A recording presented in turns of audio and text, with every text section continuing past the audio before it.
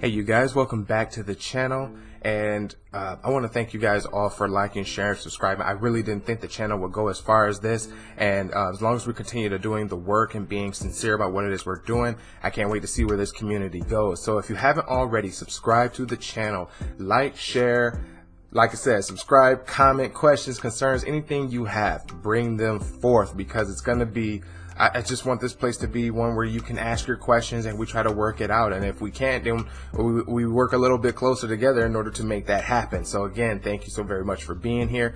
A question I received on one of my older podcasts that I wanted to answer in this video. And the question was this, is that what do you do after a false start? A person asked me about their situation, that they had gotten back with their spouse and they thought things were going great, and then 4 months later the spouse comes back and says, hey, I want to leave, I want a divorce, or I want to stick to the original plan. And we know for all of us that part, it sucks, you know, it takes your heart, it pretty much rips it out, because you thought that everything was going well, you followed the plan, you prayed, you fasted, whatever the case may be, and things still didn't work out. So the person asked me, Tyree, what do you do? And so I'll share with you a couple things that I've done, because I experienced that before. So if you experienced that, maybe you're familiar with this. If not, check it out. Number one, you got to keep calm. No matter what it is, you have to keep calm, because the initial thing you want to do, like I said, it hurts so much. It feel like you want to die. You know, you hear that and you're just like, but I've done everything. Like, what else do you want? Well, I'll tell you why you need to keep calm. One, because you still want to have that environment in which the person feels safe enough to talk about what it is that bothered them in the first place. Remember, even for somebody who wants to get a divorce, this is not easy territory for anybody. So if they've been thinking about a divorce, or they've been thinking about telling you that they still want to continue with the divorce, they've been thinking about it for a long time. All right. So you're going to have to master your emotions. And that's why we lean more on God in times like this, because we have to rely on God's strength, not our own, not just our own. Put it like that. If you're a pretty patient person and you're pretty cool with keeping your emotions kind of like in check, then this stage is very important for you. If you haven't, then this is something you really need to work on. So keep calm, okay? Because they're waiting for you to blow up, because it will justify any actions or any reasons that they have not explained to you. So number one, keep calm.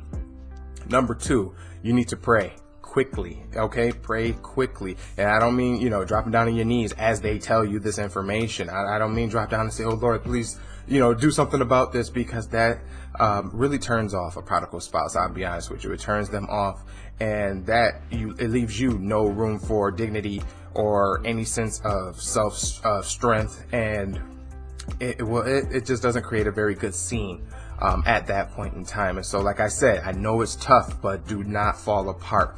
But you will pray quickly, because when you do so, you can do as quickly as, good, Lord, do you hear what's being said? Oh dear God, keep me from losing myself during this conversation. Keep me from jumping at them, from falling apart. Keep me from doing such a thing, or acting out or lashing out in any kind of way. You want to pray quickly. And you don't need to say it out loud. If you want to, go ahead. But I suggest you say it to yourself, because one, nobody can stop you. Nobody can judge you on it. And that is a clear cut line between you and God. That is something that you can pray for and take action on, and ask that you keep yourself in place and in check as you hear this information.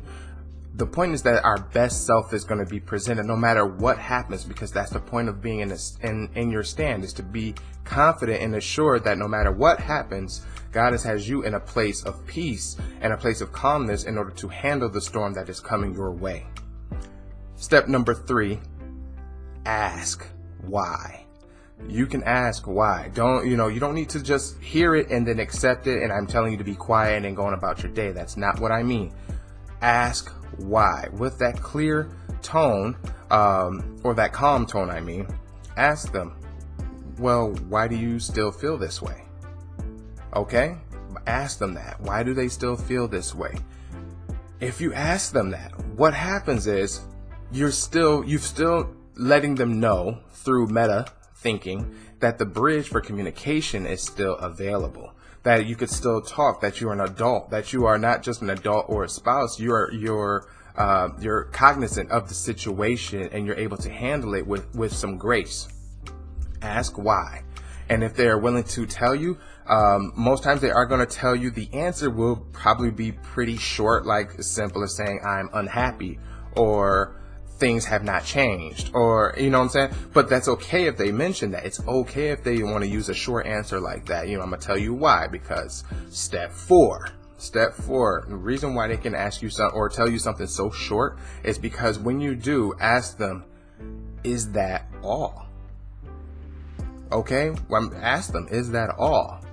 What about their unhappiness that they're not experiencing?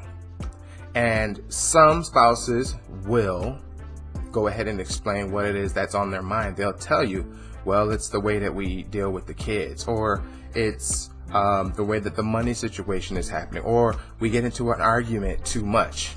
The point of it is you have to keep them talking. It's kind of like, if somebody was holding hostages or holding hostages. That's a good analogy. Holding hostages, and the police send in a negotiator.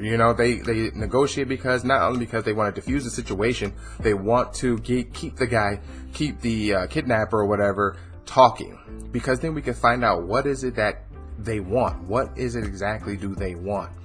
Be prepared, because they're not always going to tell you what they want. And I'll tell you why. Why won't they tell you exactly what they want? Because it's something that has to do with them. It has nothing to do with you.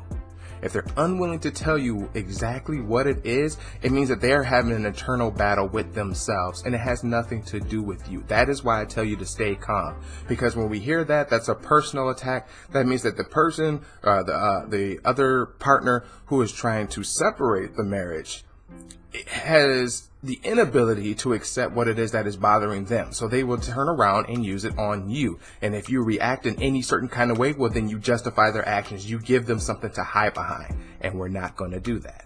We're not going to give them something to hide behind. Ask them, is that all? And if they do explain it to you, please, I'm asking you to listen, or I'm telling you, listen to what it is that they have to say, and it will lead you to your next question. But listen to what it is that they have to say. And when they're done, okay, check for the expressions. Are they deep breathing? Are they sighing? Have they gone stone cold? Are they stonewalling you after they say what they need to say? They stonewall because they know that whatever they said, they know that you're going to look at it as probably an excuse. And so that's okay.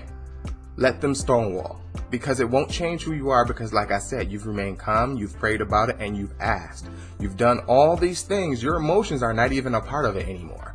Now you're just you want to learn more about what it is their reason is. You want to diffuse the situation. And if you can come up with a solution, boom, ping, pow, there you go. You've now exercised a better way to focus on your stand and for your marriage.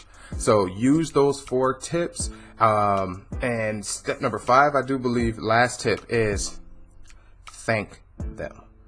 Thank them for sharing their information. Thank them for sharing their story, their journey, their thoughts, no matter how short or how long or how ridiculous it may sound or how valid it sounds. Thank them for it. Because they have to know, your partner has to know that when they think about something, when they want to share something with you, that their opinions and that their knowledge or their feelings and their emotions are acknowledged. Big, acknowledge and accept it. Use those 5 steps and communicate with your spouse that you're here no matter what. I'm going to stand. I stand 2 feet on the ground, 10 toes down. I'm going to do whatever it takes to make this happen. And that is what I did. And to let you guys know, I had success in that area. So if you have any questions, don't hesitate to put them down in the comment section.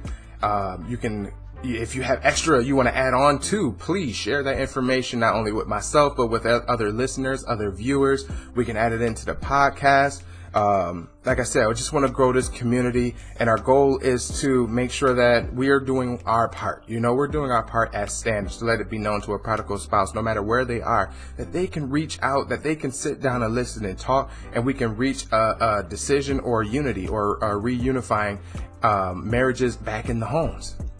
All right, you guys. So if you haven't already, please make sure that you subscribe, share, like, I don't care, message or whatever like that. I have a link down in the description. You can join me on my website at www.tyrewilson.com. And I can't wait to hear from you and learn more from each other as we go on together on this journey. All right. Till next time, stand your ground.